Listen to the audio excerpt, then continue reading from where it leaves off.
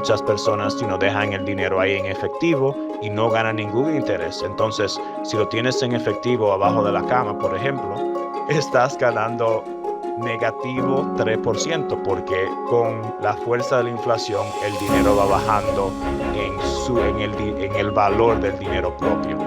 En vez de tener ese dinero abajo de la cama, ponlo en una cuenta de Interactive Brokers donde están pagando 4.83%. Y ahí no asumes ningún riesgo y ganas encima de la inflación. Estás escuchando a IBKR Podcast. Encuentra más podcasts y comentarios diarios del mercado en ibkrpodcast.com. Ten en cuenta que cualquier discusión sobre operaciones comerciales es solo con fines informativos y no tiene la intención de ser una recomendación. Por favor, escucha más información al fin del episodio de hoy. Bienvenido a nuestro programa. El siguiente podcast contiene material relacionado con opciones. Antes de escuchar el podcast de hoy, todos los oyentes deben leer y familiarizarse con las características y riesgos de las opciones estandarizadas o ODD, a la que se puede acceder a través del enlace que se encuentra en la página de descripción del podcast. Empezamos con José Torres nuestra serie de podcast en español el año pasado. Nuestro economista senior.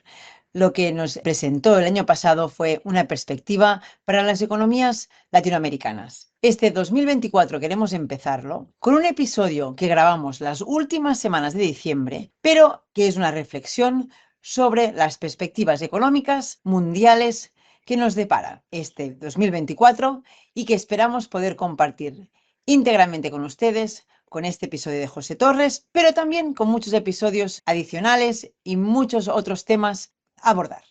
¡Feliz año! Saludos, Judy. Muy contento de estar acá otra vez en el programa Interactive Brokers Podcast en español. Sí, genial. Contentísima de tenerte aquí. Igual de contento. José, y mi primera pregunta hoy es, ¿cómo ves las condiciones económicas en los Estados Unidos? El mercado ha resurgido con fuerza este año. ¿Piensas que es sostenible? Bueno, yo pienso que en el 2024 el crecimiento económico va a ser más lento. Estamos en el puente de las tasas de intereses, que el puente empezó con la tasa máxima del Banco Central y termina cuando ya el Banco Central empieza a reducir la tasa. Entonces, los participantes del mercado quieren que el Banco Central, la Fed, reduzca la tasa lo más pronto posible. Muchos esperan que sea en marzo, pero la Fed ha hablado de que quieren evidencia profunda de que la inflación está cerca del 2% que ellos quieren. Entonces, octubre fue un mes muy importante para la economía americana, porque fue el mes en el cual yo calculo que los ahorros de la pandemia en exceso de lo normal se acabaron, llegaron a cero. Ese mismo mes, las personas que tenían préstamos estudiantiles tenían que empezar a pagar esos pagos mensuales.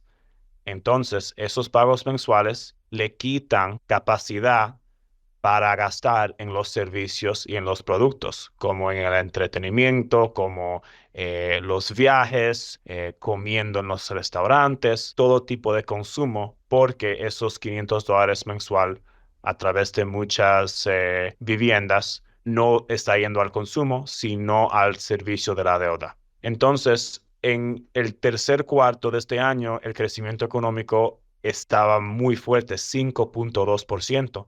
Ahora, este cuarto, estamos más o menos corriendo en un número más cerca a 1%. Entonces, vamos viajando en ese puente y lo que queremos es llegar al fin del puente antes de que haya pérdida de empleos y que el crecimiento económico caiga más debajo de 0%. Por lo tanto, ¿cuándo tú piensas que la Fed va a reducir estas tasas de interés? Decías que el mercado estaba estimando sobre marzo, pero tú, después de analizar todos los datos y sabiendo que la inflación sale ahora en diciembre, la Fed habla de nuevo en diciembre, ¿cómo ves todo esto?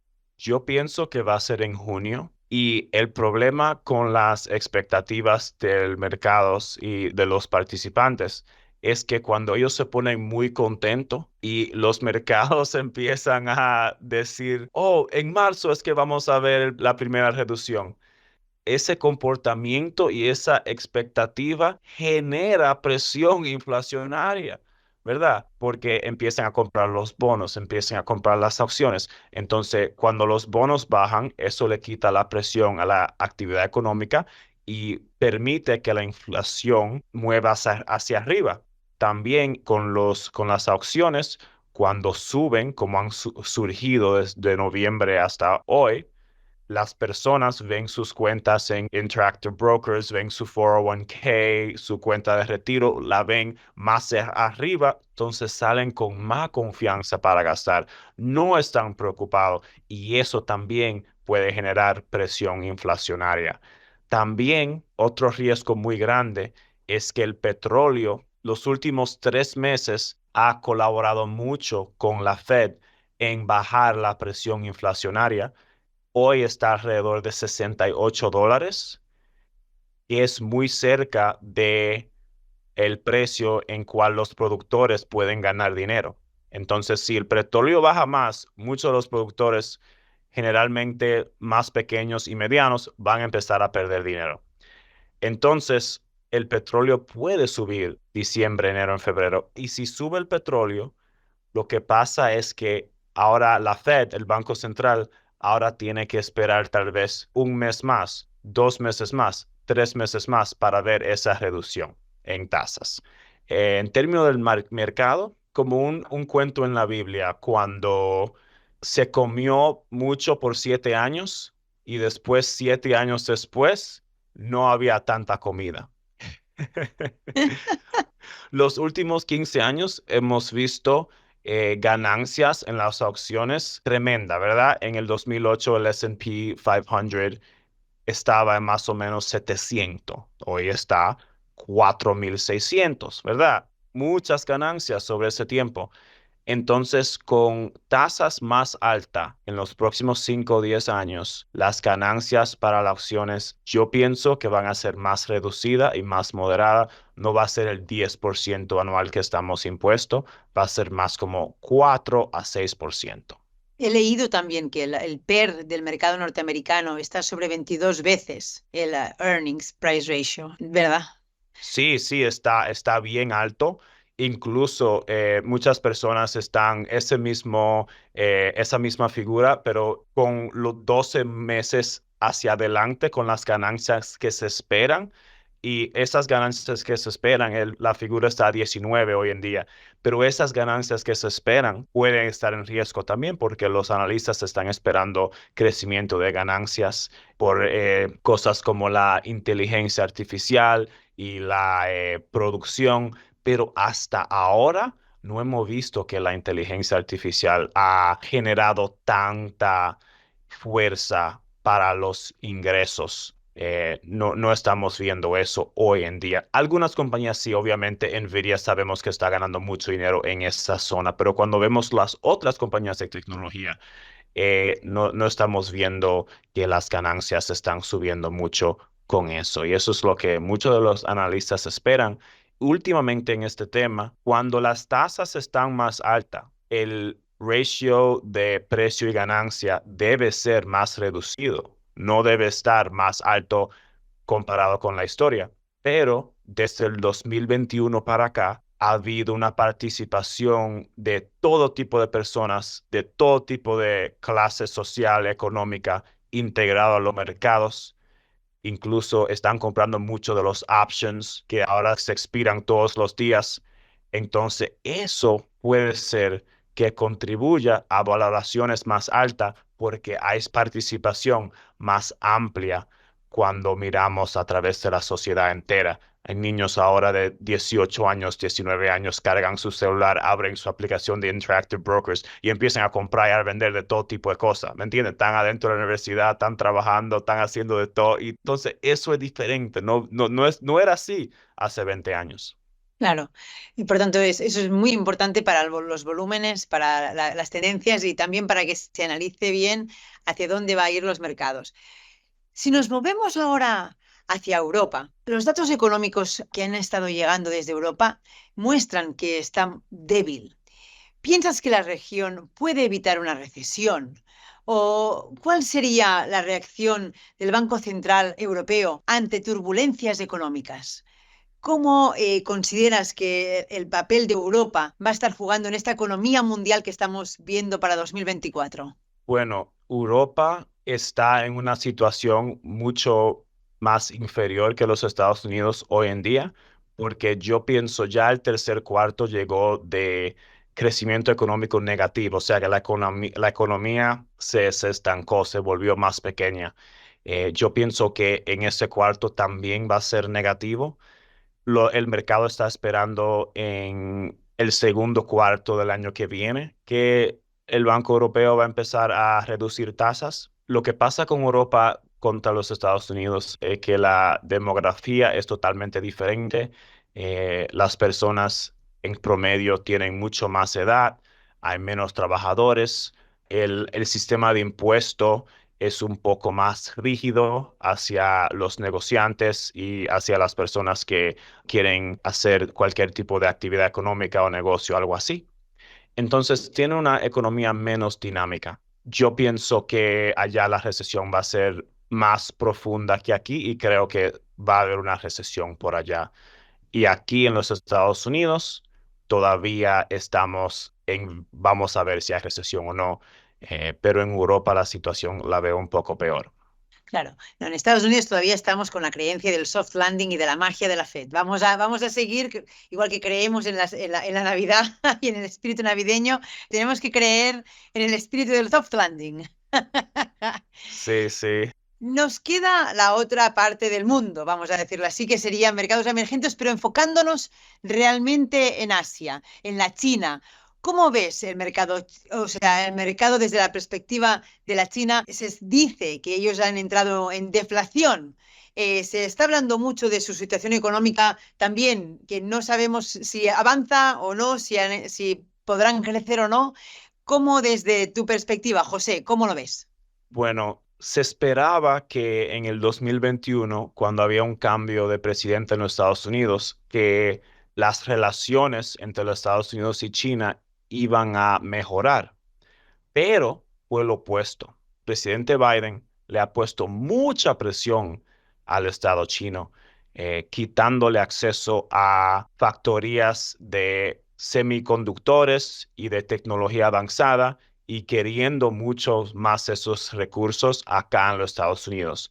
Entonces, eso le ha quitado mucha actividad económica en China en el tema de hacer esas piezas integrales para todo tipo de tecnología. Al mismo tiempo, tienen muchos problemas de deudas porque por mucho tiempo han querido crecer la economía muy rápida y la manera que ellos hacían eso, si el consumidor y los negocios no estaban generando un crecimiento, un rendimiento que el gobierno quería, el gobierno empezaba a gastar dinero específicamente en proyectos de bienes raíces. Entonces hay muchos edificios vacíos, muchas oficinas vacías y mucha inversión donde no hay ningún uso y ninguna ganancia. Eso es una área. Entonces, cuando vemos que el mundo se está alejando de la China al mismo tiempo que tienen esos problemas económicos muy graves domésticos, incluso eso es una razón la cual el precio del petróleo está bajando tanto, porque en China es el país que tiene más grandes importaciones de petróleo, porque ellos no producen petróleo domésticamente, solo tienen que comprar de otros lugares. Entonces, el precio del petróleo ha bajado muchas razones, ¿por qué? Pero una de las razones principales porque la maniobra en China y la actividad en China está tan débil en esos momentos. No tenía ni idea. Mira, eso no había pensado en eso. No sabía que la relación tan potente de esta bajada tan importante del petróleo durante estos últimos parte del año ha venido provocada también por las expectativas de crecimiento y el crecimiento actual que tiene China. Cuando vamos ya a analizar sectores, a ver cómo nuestros clientes, los traders, los inversores a nivel mundial quieren posicionarse, dado que Interactive Brokers tiene acceso a 150 mercados en todo el mundo, ¿en qué sectores posicionarías tú más tus dineros? Sí, me gusta mucho el healthcare, me gusta mucho el consumer staples y utilities. Me gustan mucho esos tres sectores porque están a la defensiva. donde ganancias y ventas no van a bajar tanto en un problema económico. Tecnología ofrece mucho crecimiento, pero ¿a qué precio? Ya subió muy fuertemente el año entero. Entonces, ya las valoraciones están extendidas. ¿Pueden subir mucho más de aquí? Yo pienso que no. Yo pienso que este año las ganancias en las acciones fue por todo el mundo entrar al sector de la tecnología. Y ahora, mientras más corre el avión, mientras más rápido vuela, más vulnerable hacia un accidente. Entonces, me gustan los sectores defensivos y me gustan las valoraciones no tan caras. No es tan, me gusta un PE ratio, precio a ganancias a menos de 15. Compañías que están menos de 15, donde las ventas y las ganancias se empiezan a, que se esperan que van a seguir subiendo, tal vez no tan rápido, pero subiendo. Ahí es que yo me enfocaría.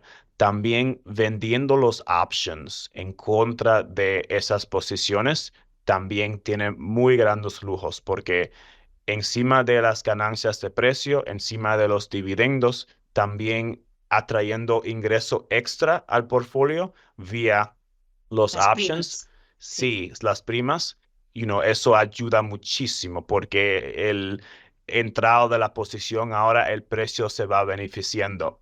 Y tal vez si una persona no quiere que se le lleve la posición, si está vendiendo una call option, por ejemplo, vende la de 3 centavos, la de 2 centavos, la que tiene muy baja probabilidad de llegar. Puedes vender de esas y a través de 5, 10, 15 semanas verás que, wow, me entró ese dinerito extra sin yo tener que arriesgar nada. cierto.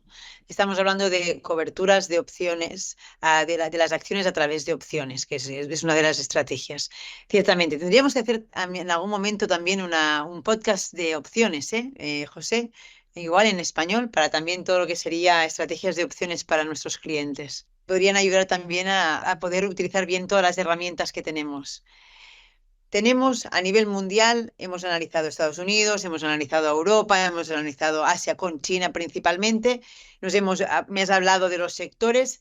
Háblame también de qué porcentajes pondrías en cada una de las carteras. Cuando estamos hablando ya de asset allocation per se, cuando estamos hablando de entre acciones y bonos, la eterna dicotomía donde este año y estos últimos años se ha estado debatiendo el 60-40, que ha funcionado, que no ha funcionado, en el 22 estuvo todo bajó, en este 2023 ha estado otra vez empezando a funcionar. ¿Cómo verías tú, cómo harías tú esta distribución entre renta fija, renta variable? ¿Cómo lo ponderarías? Bueno, yo pienso que todo depende en la tolerancia de riesgo de la persona y también de la edad de la persona y también los recursos que esa persona tenga. Pero vamos a dar un par de ejemplos. Una persona que tiene recursos ilimitados, que la verdad no le falta mucho dinero y puede asumir mucho riesgo, no le importa la edad, cualquier edad, es mejor estar en las acciones generalmente, porque tenemos la inflación alrededor de un 3% aquí en los Estados Unidos y los bonos del gobierno pagan 4 o 5%. Entonces, estás ganando 1% o 2% encima de la inflación, que la verdad es que eso no va a poner contento a tantas personas relativo a la inflación.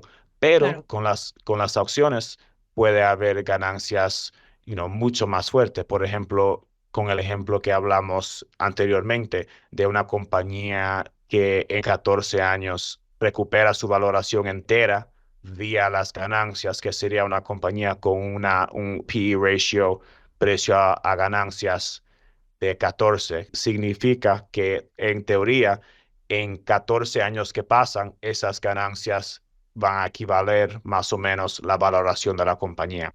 Entonces, 100 dividido por 14 es más de 4 o 5%. Entonces, eso genera mucho más que los bonos. Pero hay bonos especiales también que pagan mucho más, pero para esos también tiene que asumir riesgo. Entonces, yo diría que el 60-40 está básicamente muerto. No me gusta mucho esa idea. Yo diría generalmente me gusta 80-20. Pero si es una persona que no quiere asumir ningún tipo de riesgo, Entonces, tener 80% o 70% en bonos sería mucho mejor si no quiere asumir ningún tipo de riesgo. Un ejemplo que tal vez una persona que ya está de muy avanzada edad y necesita ese dinero para sostenerse y todos sus gastos y no tiene ninguna tolerancia para riesgo, en ese ejemplo yo diría 80%, 90% en bonos. Porque muchas personas, dejan el dinero ahí en efectivo y no ganan ningún interés. Entonces, si lo tienes en efectivo abajo de la cama, por ejemplo, estás ganando negativo 3% porque con la fuerza de la inflación el dinero va bajando en el valor del dinero propio. En vez de tener ese dinero abajo de la cama, ponlo en una cuenta de Interactive Brokers donde estamos pagando 4,83% y ahí no asumes ningún riesgo y ganas encima de la inflación. Cuando volvemos a los temas de la renta fija, también hay unos temas que siempre están en los medios y que personas ya más especializadas, todo el mundo habla de los riesgos de la reinversión. Obviamente, todo el mundo puede decir, bueno, actualmente Interactive Brokers me está pagando un 4,83% por el cash que tengo ahora, pero si la Fed baja tipos marzo o junio, si en realidad estoy comprando una Treasury a 6 meses, estoy comprando un CD a 6 meses, y cuando pasen 6 meses, ¿qué me va a pasar? Voy a tener que reinvertir a la tasa menor de la que haya variado ya y que la FED esté teniendo en ese momento. Obviamente están las acciones, lo que hemos hablado, pero si seguimos en la renta fija, ¿cuál sería la duración que tú pondrías a los bonos que la gente está comprando en este momento para no tener este susto de la reinversión? Yo pienso que de 2 a 5 años es preferible si le gustan los intereses actuales. No me fuera más de 5 porque a nivel internacional tenemos problemas muy graves de deuda externa de los gobiernos. Incluso aquí en los Estados Unidos se hablaba de que hace 10 años, de que gastamos tanto en defensa y gastamos más de los próximos 9 países mayores que gastan todo combinado. Y eso es ridículo. ¿Cómo vamos a estar gastando tanto en defensa? Bueno, damas y caballeros, déjame decirle que hoy en día estamos gastando lo mismo en defensa en interés. 1 trillón con una T anual se va a defensa y se va a interés. Más o menos un cuarto de todo lo que le llega al gobierno se está gastando en interés. Entonces, eso en 5 o 10 años ya va a ser un sistema insostenible y puede afectar las tasas de largo plazo muy gravemente. Por ejemplo, podemos ver los préstamos de gobierno, los vimos ahora a 5%, lo podemos ver a 7, 7,5, 8 en 5 o 10 años si ese problema no se resuelve. Y es un problema muy difícil de resolver porque hay que cortar los gastos gravemente y obviamente eso no es popular a nivel de la sociedad. La sociedad odia eso y lamentablemente eso es lo que hay que hacer para rectificar la situación del presupuesto doméstico. La alternativa sería dejar que la inflación sea 3, 4, 5, 6% y no cortar ningún programa, pero después vamos a ver los problemas a 5 o 10 años, como lo hemos visto mucho en Latinoamérica. Por ejemplo, en Argentina, en Brasil, hemos visto No, que mantener ese ritmo que no es sostenible, ahorita nos muerde fuertemente. claro. Pero eso me lleva perfectamente a la última pregunta del podcast de hoy, que está dedicada a las divisas. Obviamente, este servicio a la deuda que el dólar está teniendo ahí para poder ir sufragando esa deuda, eso sí que afecta también, obviamente, a los intereses que están ofreciendo para poder seguir atrayendo capital hacia los Estados Unidos. Todo eso nos lleva en el balance más importante de todos, que sería el que las divisas llevan a cabo, ¿no? El del euro contra el dólar contra el yuan, el euro contra el pound, pero no hemos hablado de la economía británica. Pero bueno, o sea, háblame un poco de las divisas, de cómo ves el escenario en las divisas para el próximo año. Bueno, yo veo el dólar manteniéndose fuerte porque esta Fed después de caer en la vergüenza de pensar que en el 2021 no iba a haber ninguna inflación y seguir repitiendo que no había inflación, no se preocupen. Después de pasar esa vergüenza, esta Fed con Powell está muy enfocado en la inflación para no perder la confianza del público otra vez. Entonces, eso va a mantener las tasas acá en los Estados Unidos más alta y también va a mantener el Banco Central de los Estados Unidos acá mucho más disciplinado y más apretado que los otros bancos centrales. Entonces, yo pienso que las monedas emergentes van a tener problemas el año que viene con el dólar manteniéndose fuerte. Pienso que en Europa tenemos una situación similar. Ellos van a mantener las condiciones monetarias apretadas, pero yo pienso que el rendimiento europeo no va a ser comparable al rendimiento de los Estados Unidos. Entonces yo compraría el dólar contra el euro en esas condiciones y también con el pound sterling también. Ok, en ese escenario tú ves el dólar potente para el próximo año. Bueno, pues nada, que así sea. Yo contentísima de terminar este año con tu podcast, José, con tus previsiones. El próximo año yo quiero también empezarlo contigo y empezarlo también igual enfocándonos de nuevo en lo que serían los mercados emergentes, los mercados latinoamericanos que son nuestro hotspot, nuestro enfoque principal de mercados de inversores que hablan en español y que nos pueden también ir apoyando en estos episodios. Muchísimas gracias por un mejor 2024 y encantada de tenerte aquí. Increíble, estoy muy contento de estar acá y el año que viene vamos a tener muchas cosas de que hablar. Por ejemplo, en Argentina, una nueva elección, un nuevo sistema con las divisas y con el dólar y el Banco Central. Entonces vamos a tener muchas cosas profundas para hablar. Mientras tanto, feliz año nuevo a todos y muchas gracias por la audiencia. La información proporcionada en este material tiene únicamente fines informativos y no debe interpretarse como una oferta para vender o una solicitud de una oferta para comprar cualquier valor. En caso de que este material contemple temas relacionados con la actividad del mercado en general, tendencias de la industria o sector, así como otras condiciones económicas o políticas, no debe interpretarse como investigación o asesoramiento de inversión. En caso de que se haga referencia a valores específicos, materias primas, monedas y otros instrumentos, dichas referencias no constituyen una recomendación por parte de IBKR para comprar, vender o mantener tales inversiones. Este material no toma en cuenta las circunstancias financieras particulares, objetivos de inversión o requerimientos de clientes individuales. Antes de tomar cualquier acción en relación con este material, debe considerar si es adecuado para sus circunstancias particulares y si es necesario buscar asesoramiento profesional. Las opciones implican riesgo y no son adecuadas para todos los inversionistas. Para obtener más información, lea las características y riesgos de las opciones estandarizadas o ODD, a las que se puede acceder a través del enlace que se encuentra en la página de descripción del podcast. Los futuros no son adecuados para todos los inversores. La cantidad que puede perder puede ser mayor que su inversión inicial. Antes de operar con futuros, lea la divulgación de riesgos de la CFTC. Se puede obtener una copia y más información en ibkr.com. Existe un riesgo sustancial de pérdida al operar en el mercado de divisas extranjeras. La fecha de liquidación de las operaciones en divisas puede variar debido a las diferencias horarias y los días festivos bancarios. Es importante tener en cuenta la tasa de interés sobre los fondos prestados al calcular los costos de las operaciones en diferentes mercados.